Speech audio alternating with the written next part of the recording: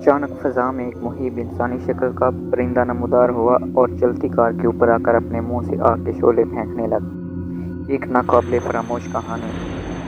बिस्मिल्लाहिर्रहमानिर्रहीम। अस्सलाम वालेकुम दोस्तों, मेरा नाम है आकिब जावेद और आप देख रहे हैं मेरा चैनल उर्दू कहानी वर्ल्ड। आज ये मेरे चैनल पर सबसे पहली स्टोरी है, तो आप सबसे गुजारिश है कि मेरे चैनल को सब्सक्राइब करें और जो घंटी का निशान है उसको प्रेस करें और ऑल नोटिफिकेशन पर क्लिक करें ताकि मेरी आने वाली तमाम वीडियोज़ आपको पहुंच सकें। तो चलते हैं कहानी की तरफ। जिनजादी। आप हमारे साथ तो चलिए, एक अजीब केस है जो आपके बिना हल नहीं हो सकता, इंस्पेक्टर ने बताया। कैसा अजीब केस? ज़ुबान हैरान होते हुए बोला। आप हमारे साथ तो चलिए, आपको सब कुछ पता चल जाएगा, इंस्पेक्टर ने अपने बाएं गाल पर उंगली फेरते हुए कहा। अच्छा, मैं ज़रा घर में बता दूँ, ज़मान ने कहा। तो इंस्पेक्टर ने इस बात में सर हिला दिया। ज़मान अंदर दाखिल हुआ। खैरियत तो थी, इतनी देर लगा दी? आमना ने ज़मान को आते देखकर पूछा। हाँ खैरियत ही है, मैं ज़रा ज़रूरी काम से बाहर जा रहा हूँ, तुम और नासिर नाश्ता कर लो। चेंज नहीं करोगे? आमना ने पूछा। इतना शायद वक्त नहीं है, ज़मान ने कहा और बैरूनी दरवाजे की तरफ बढ़ा। उसके बाल बिखरे हुए थे। थोड़ी देर बाद वो सरकारी गाड़ी में बैठा और एक अनजानी मंजिल की तरफ जा रहा था। गाड़ी में बैठे सरकारी वकील और पुलिस वाले ज़मान को अजीब नज़रों से घूर रहे थे। थोड़ी देर बाद गाड़ी एक जगह रुकी। सब गाड़ी से नीचे उतरे, जिनमें ज़मान भी था। ज़मान उस जगह को पहचान गया। वो उसके पास का घर था जहाँ गहमा गहमी की। दफ्तर के तमाम आदमी वहाँ मौजूद थे, जिनमें बिलाल भी मौजूद था। बिलाल तेज़ी से ज़मान की तरफ बढ़ा। ज़मान, रात बहुत बुरा हुआ, वो परेशान कौन लहजे में बोला। क्यों, क्या हुआ? ज़मान ने पूछा। रात बॉस और उनकी बीवी का एक्सीडेंट हो गया। बिलाल ने दिल दहला देने वाली अजीब खबर सुनाई। व्हाट? और ज़मान के चेहरे पर गम के बादल छा गए। कब और कैसे? रात में वो घर आ रहे थे कि एक ट्रक पूरी तरह बास की कार से टकराया और बास और उनकी बीवी मौके पर ही हलाक हो गए, बिलाल ने बताया। ये तो बहुत बुरा हुआ। ज़मान को उस बात का काफ़ी दुख हुआ। आइए ज़मान साहब, अंदर चलिए, इंस्पेक्टर ने ज़मान के कंधे पर हाथ रखते हुए कहा और ज़मान बोझल बोझल कदमों के साथ आगे बढ़ा और अंदर दाखिल हो गया। बहुत खूबसूरत बंगला था उसके पास का, शहर के रईसों में नाम था। बैठिए, इंस्पेक्टर ने एक सोफ़े की तरफ इशारा किया और ज़मान सोफ़े पर बैठ गया। उसके सामने 3 सरकारी वकील बैठे थे, साइड पर 3 कांस्टेबल खड़े थे। इंस्पेक्टर भी एक सोफ़े पर बैठ चुका था। ज़मान हैरानी से सब कुछ देख रहा था। वो सिर्फ एक दफ़ा पहले यहाँ आया था और मुलाजिम को अपने बास का पैगाम देकर गेट पर से वापस चला गया था। हाँ तो ज़मान साहब, आपका पूरा नाम क्या है? एक वकील ने पूछा। जी शाह ज़मान। ज़मान ने अपना पूरा नाम बताया। आपकी फैमिली में कितने लोग हैं? दूसरे वकील ने पूछा। सिर्फ मैं, ज़मान ने बताया। और कोई भी नहीं? दूसरा वकील हैरान हुआ। एक और फ़र्द है, नासिर, मेरी उम्र का है, जो कि मेरा दोस्त है और मेरे घर में सारा काम वही करता है, ज़मान ने बताया। आपके माँ बाप? की बार तीसरा वकील बोला। माँ तो बचपन में दिल का दौरा पड़ने से फौत हो गई। वालिद साहब यहाँ बास के पास चपरासी की नौकरी करते थे। बास बहुत अच्छे थे, मेरे वालिद का बहुत ख्याल रखते थे और मदद भी करते थे। वालिद साहब ने काफ़ी मेहनत से मुझे पेट काट कर बीए करवाया। वालिद साहब ने बास से पहले ही मेरे बारे में बात की थी। वालिद साहब भी एक दिन मुझे इस दुनिया में अकेला छोड़ गए और फिर बास ने मुझे मेरी काबिलियत की वजह से मैनेजर की नौकरी दे दी। ज़मान ने उनके सामने अपना माजी खोल दिया। कितने साल हो गए आपको यहाँ नौकरी करते हुए? दूसरे वकील ने पूछा। 6 साल, ज़मान ने बताया। कभी आपको ऐसा लगा हो कि आपके पास आप पर ज़्यादा मेहरबान तो नहीं? दूसरे वकील ने पूछा। जी नहीं, वो हर एक के साथ एक जैसा बर्ताव रखते थे, ज़मान ने बताया। कभी आप इस घर में आए थे? तीसरे वकील ने पूछा। घर में तो नहीं, हाँ अलबत्ता एक दफ़ा आया ज़रूर था, लेकिन बाहर से ही चला गया था, ज़मान ने बताया। इस काम के सिलसिले में आप यहाँ आए थे? तीसरे वकील ने पूछा। बॉस ने एक दफ़ा लिफाफा दिया था कि ये मेरे मुलाजिम को पकड़ा दो। बॉस इस वक्त ज़रूरी मीटिंग में थे, इसलिए मुझे भेजा था, ज़मान ने बताया। ज़मान साहब, आपसे मैं एक सवाल करने लगा हूँ जो शायद आपको अजीब लगे, बल्कि अजीब से अजीब तर लगे, लेकिन आपने ज़हन पर जोर देना है और सोचना है कि आपके वालिद साहब ने कभी आपसे इस बारे में बात तो नहीं की थी? यहाँ तक कहकर पहला वकील रुका और ज़मान की तरफ देखने लगा। पूछिए, ज़मान मुतमईन लहजे में बोला। क्या आपका हाशिम साहब से कोई खूनी रिश्ता तो नहीं था? वकील ने अजीब सवाल किया। क्या मतलब है आपका? ज़मान ने पूछा। आप सिर्फ हाँ या ना में जवाब दें, पहले वकील ने कहा। नहीं, शायद आप भूल रहे हैं, मैं आपको पहले ही बताया था कि मेरे वालिद साहब हाशिम साहब के पास चपरासी थे, ज़मान ने ज़हन पर जोर देते हुए कहा। तो फिर ये कैसे पॉसिबल है? पहला वकील परेशान कौन लहजे में बोला। अब मुझे भी तो बताइए, क्या नहीं हो सकता? शाह ज़मान उलझन भरे लहजे में बोला। आपको इस बात का पक्का यकीन है कि हाशिम साहब से कोई भी रिश्ता नहीं है आपका? दूसरे वकील ने ज़मान की आंखों में आंखें डालते हुए बोला। ये मैं आपको पहले ही बता चुका हूँ ज़मान, उस ज़मान उस दफ़ा सख्त लहजे में बोला, कैसी उलझन है ये? दूसरा वकील पहले वकील की तरफ देखते हुए बोला, अब मुझे भी तो कुछ बताइए सर। ज़मान उकताहट भरे लहजे में बोला तो तीनों वकीलों ने बैक वक्त उसकी तरफ देखा। आप लोग ऐसा करें कि अब अपनी सारी उलझन ज़मान साहब के सामने रख दे। इंस्पेक्टर ने तीनों वकीलों की तरफ देखते हुए कहा। पहले वकील ने बात में सर हिलाया और अपने हाथ में पकड़ी फाइल ज़मान की तरफ बढ़ा दी। ज़मान ने हाथ बढ़ाकर फाइल पकड़ी। पढ़िए, इसे देखिए, पहले वकील ने कहा तो ज़मान फाइल खोलकर पढ़ने लगा। फाइल में एक वसीयत मौजूद थी जिसकी तहरीर कुछ यूँ थी, मैं हाशिम खान अपने पूरे होशोवास में ये वसीयत लिख रहा हूँ कि मेरे मरने के बाद मेरी सारी जायदाद मेरी बीवी नाजिया की होगी, और अगर खुदा न खास्ता नाजिया को भी कुछ हो जाता है तो मेरी सारी दौलत और जायदाद मेरे मैनेजर शाह ज़मान की होगी। अगर उसे भी कुछ हो जाता है तो ये सारी जायदाद और दौलत ट्रस्ट में जाएगी। शाह ज़मान ने यह वसीयत 2-3 मरतबा मज़ीद पढ़ी। नीचे हाशिम खान का साइन भी मौजूद था। ये कैसे हो सकता है सर? ज़मान ने अरसा वकीलों की तरफ देखा। यही तो उलझन है हमें ज़मान साहब के, कोई हमें अपने मैनेजर को कैसे करोड़ की जायदाद दे सकता है? दूसरे वकील के लहजे में हैरानगी थी। क्या आपने साइन चेक किए? ज़मान ने पूछा। जी हाँ, हम खास तरीके से भी ये साइन चेक कर चुके हैं, लेकिन ये साइन हाशिम साहब के ही हैं। दूसरा वकील जोरदार लहजे में बोला, लेकिन ये कैसे हो सकता है? कोई मालिक अपने नौकर के नाम अपनी सारी जायदाद क्यों लिखेगा? ज़मान परेशान होते हुए बोला, हाँ, उलझन तो काफ़ी बड़ी है ये। दूसरे वकील ने कहा, हाशिम साहब का कोई रिश्तेदार भी नहीं है, लेकिन खैर अगर होता भी तो उसे फिर भी कोई फ़ायदा ना होता। लेकिन आप इतनी आसानी से मेरे नाम ये सब कुछ कैसे कर सकते हैं? ज़मान घबराते हुए बोला, मजबूरी है ज़मान साहब, हर तरह से तहकीकात हो चुकी है। हाशिम साहब के साइन भी वसीयत पर बिल्कुल असली हैं, इसलिए आज से आप हाशिम साहब की करोड़ों की जायदाद के मालिक हैं। पहले वकील ने फैसला सुनाया तो ज़मान कुछ न बोला।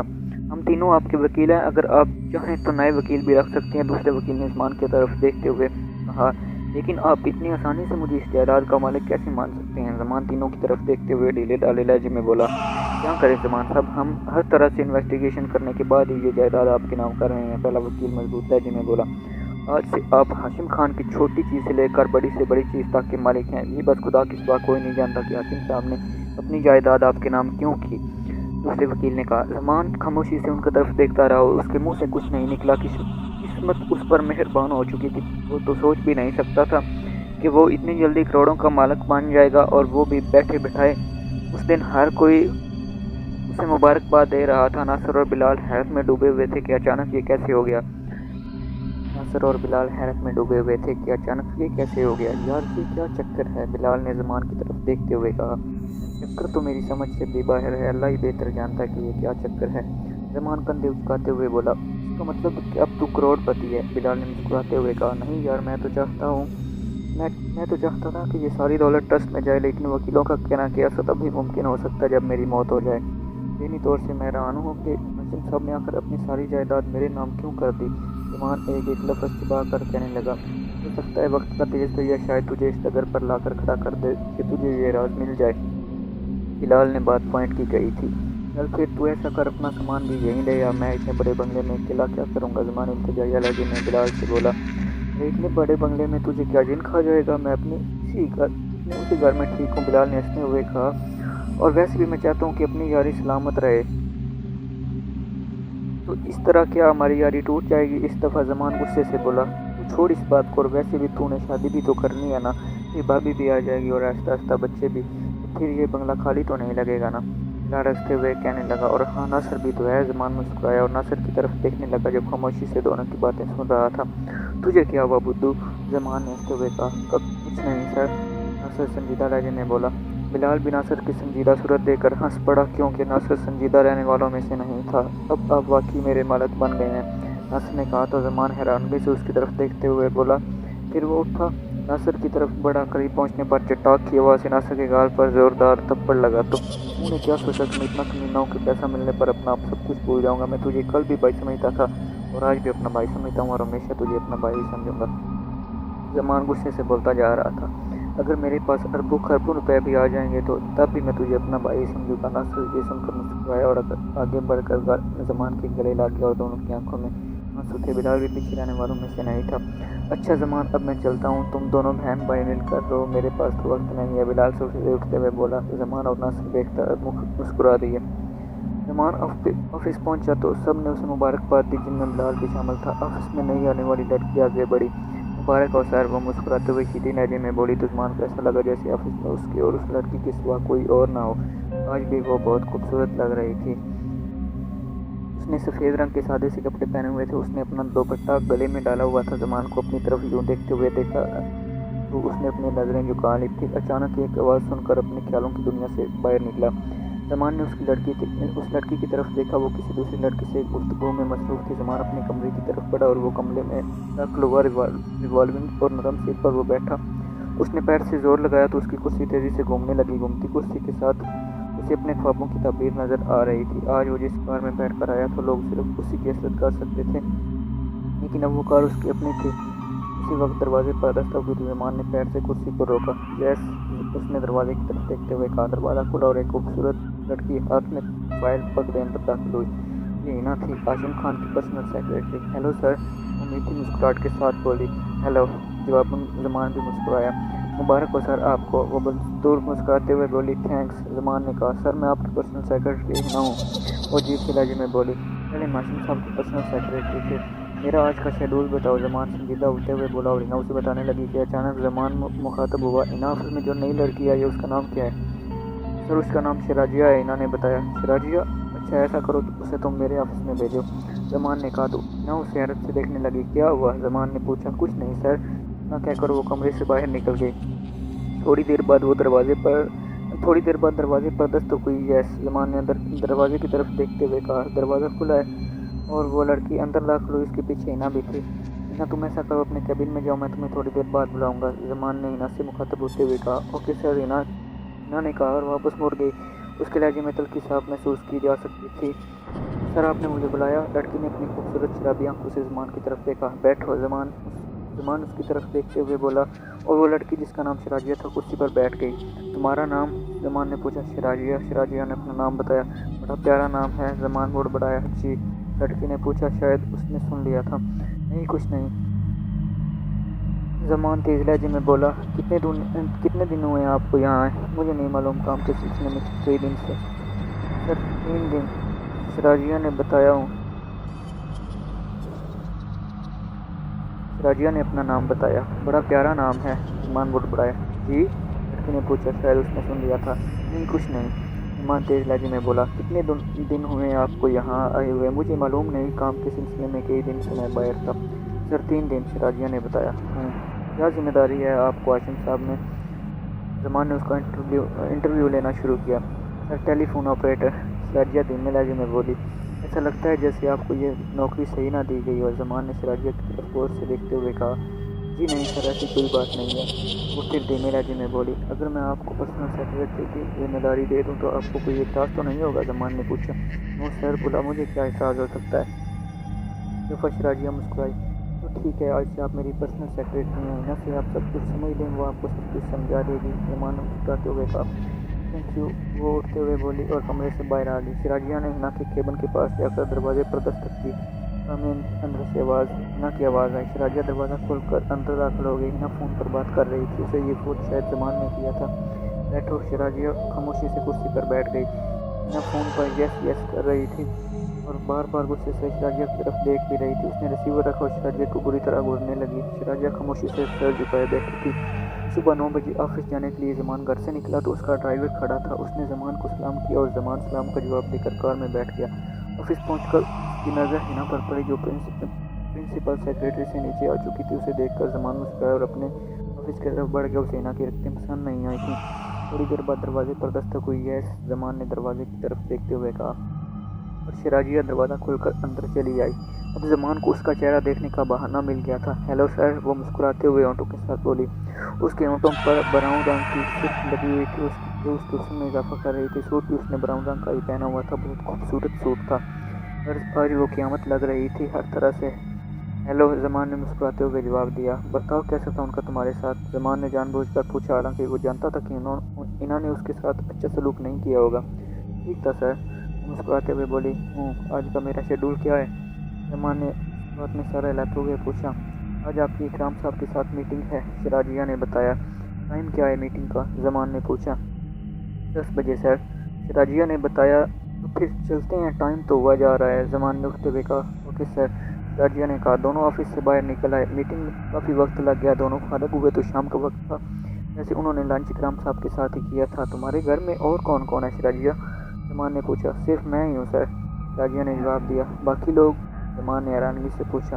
ماں باپ تھے مگر دونوں نے مجھے اکیلا چھوڑ دیا۔ اس کے بعد شراجیہ کی آواز بھرائی ہوئی تھی۔ اوہ سوری، زمان نے اس کی طرف دیکھتے ہوئے کہا۔ اٹس اوکے سر، شراجیہ نے اپنے آنسو صاف کرتے ہوئے کہا۔ کیا تم میرے ساتھ ایک چائے کا کپ پینا پسند کرو گی؟ زمان نے پوچھا۔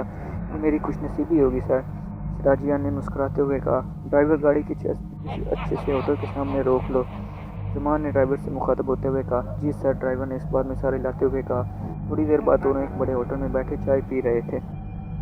راجیہ، کیا تمہیں تنہائی سے ڈر نہیں لگتا؟ زمان نے پوچھا۔ یہ تنہائی میرا مقدر بن چکی ہے سر، اس نے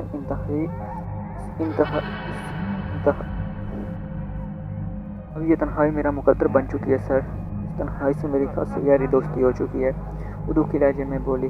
تم شادی کیوں نہیں کر لیتے؟ زمان برجستہ لہجے میں بولا۔ شادی؟ وہ ہنس پڑی۔ مجھ غریب کے ساتھ لوگ شادی نہیں کرنا چاہتے، صرف ایک رات گزارنا چاہتے ہیں۔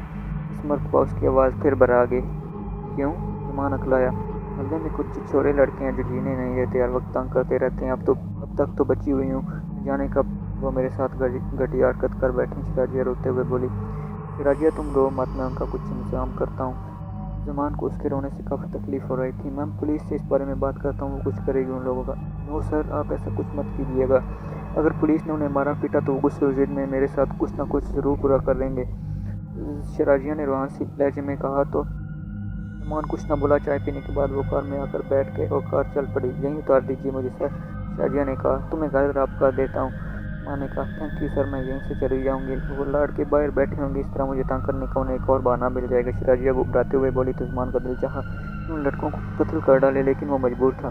اوکے سر، اب میں چلتی ہوں، شراجیہ نے کہا۔ تو زمان نے اسے صرف ساری لانے پر اتفاق کیا اور شراجیہ دروازہ کھول کر چلی گئی۔ زمان اسے جاتا ہوا دیکھتا رہا۔ جب وہ نظروں سے اوجھل ہو گئی تو اس نے ڈرائیور کو گاڑی چلانے کا کہہ دیا۔ شراجیہ اتنی مصیبتوں میں تھی اور زمان اس کی مدد کرنا چاہتا تھا کیسے؟ یہ سوال اس کی سمجھ سے بالا تر تھا۔ گھر پہنچا تو چپ چاپ اپنے کمرے میں چلا گیا۔ کافی دیر تک شراجیہ اور اس کی پریشانیوں کے بارے میں وہ سوچتا رہا۔ تھوڑی دیر بعد بلال بھی آ گیا۔ ہیلو سر، وہ آتے ہی بولا۔ تو زمان نے چہرہ اس کی طرف کیا اور پھر دوبارہ نیچے کر لیا۔ کیا ہوا جناب؟ میں آپ کو سر کہہ رہا ہوں، آپ میری طرف دیکھ ہی نہیں رہے۔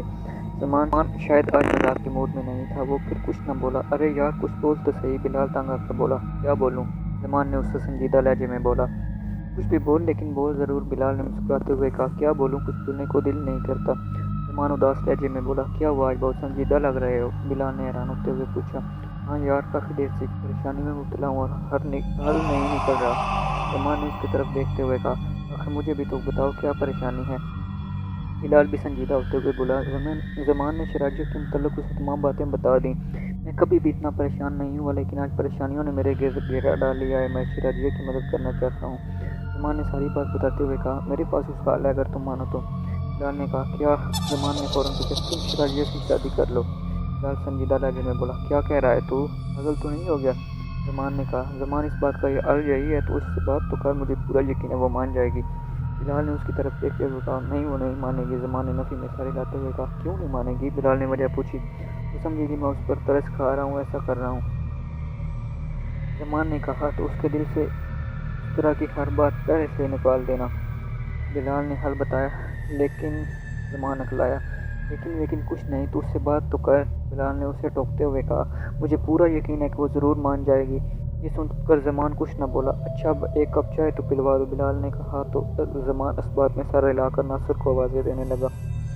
دوستو، یہ آج میری سب سے پہلی ریکارڈنگ تھی، اس وجہ سے میری ریکارڈنگ میں بہت ساری غلطیاں ہوگی، تو آپ سے گزارش ہے کہ میری یہ چھوٹی موٹی غلطیاں جو ہیں وہ اگنور کر دیں، کیونکہ میں نے آج پہلی دفعہ ٹرائی کیا، ابھی میں تھوڑا اکلا رہا ہوں، تو آپ سے گزارش ہے کہ میرے چینل کو سبسکرائب کر لیں، اور کہانی کا اگلا حصہ سننے کے لیے کل دوبارہ اسی وقت پر آپ چینل کو وزٹ کیجیے گا۔ انشاءاللہ تعالی میں اس کی دوسری قسط کل اپلوڈ کر دوں گا۔ تب تک کے لیے اللہ حافظ۔